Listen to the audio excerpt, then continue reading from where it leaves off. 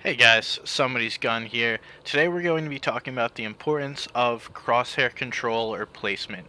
So whether you play on keyboard and mouse or a controller, where you're placing and how you're moving your crosshair could be a big difference to help you improve here. So that being said, during this video I will be showing movements and different ways to optimize your crosshair, but in a slowed down motion. Obviously you can improve upon this and do this quicker, but for the importance of learning and understanding, we're going to be doing this more slowly. So let's get started. First, there's going to be two different kinds of crosshair control or placement. There's going to be the building or editing aspect. So if you're doing an edit, what way should you be doing the edit? How are you optimizing that movement? Or the aiming or crosshair placement. Where are you putting your crosshair when you're peeking? What are you doing when you're walking through doors? Different examples like that.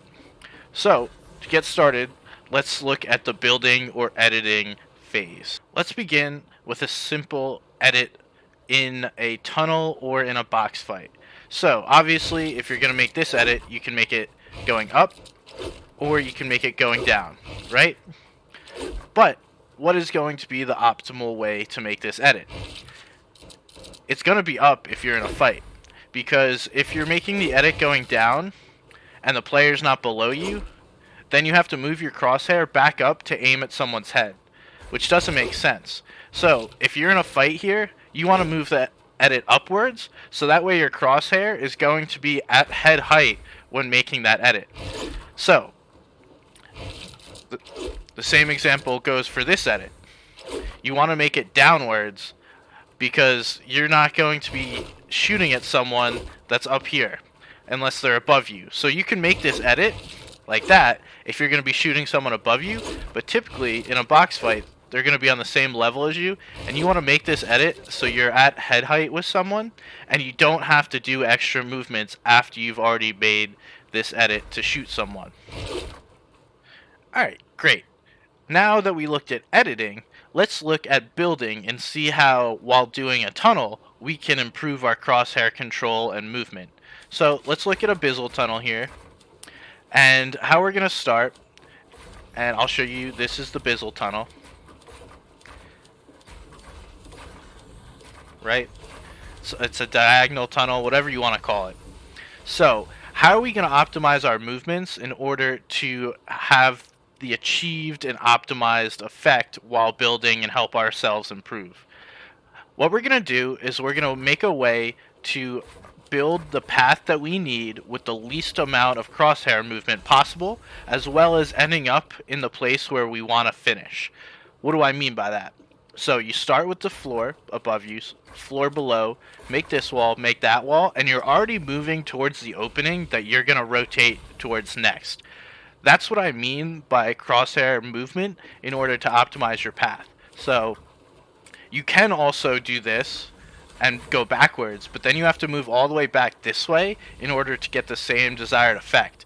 Why not learn how to build your tunnels so that way you're ending up in the location where you're going to be building next, right? It only makes sense to optimize that movement. And obviously the tunneling is not going to be perfect, as you can see here, but it helps you build in a more efficient manner as well as helps you move forward. Here are three examples of movement your crosshair can make in order to make the Bizzle tunnel. Obviously the first one will be the most efficient and optimized path, and the last one is the most hectic. Which one do you want to use? If you were to take this same effect, and if we were going to look here at 90s, we don't want to be flying around doing 90s real wild. We want to be able to do our 90s in a way that's going to minimize the amount of movement. So you can literally build two walls almost without moving here. So if you look at the center of this wall and move slightly to the left, if you're doing a left-leaning 90, then you could make that same build as it would be like that, right? You can fly around, make the same 90s, and it can look all flashy and stuff, or you can learn how to minimize that movement. So you look, boom, boom, like barely any movement to achieve the same desired effect. Right? You don't want to have to be moving all the time and flying your crosshair around. You want to simplify the game to help you make it as easy as possible, because in endgame you want the game to feel easy, smooth, clean. You don't want to have to think about all these other things. So if you train when you're doing 90s to do minimal movement to create the same outcome, that's going to help you be able to control your crosshair better. So say I need to do a 90 quick and then come out here and shoot someone, right? If I do this, I'm pretty clean. There's not much crosshair movement that's going to bother me. But if I do like a wild 90, then I have to come all the way back here. I might get extra stuff above me that's really unnecessary. So that's what it's about. Let's look at an example here of crosshair control while aiming. One of the easiest ways I could show crosshair control and placement is when walking through doors. You want to be able to keep your crosshair at head height, so that way if someone's in the doorway, you can hit a headshot. If you walk through the door aiming down, and the person has their placement at your head, more often than not, you're going to lose that fight. And to avoid this concept, you can simply crouch while walking through doors, but still keeping your crosshair at head height, or jump. Either or works, and you can also do this while hiding behind ramps.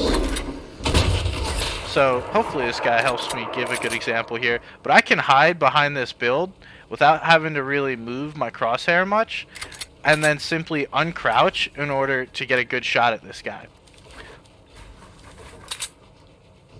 So look, crouched, barely moving.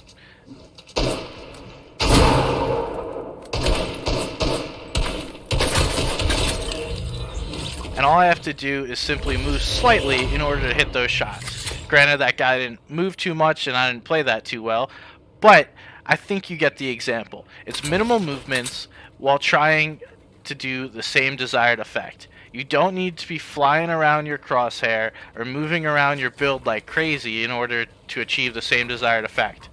For building, it's as simple as going into creative and finding what those optimal movements are in order to achieve a 90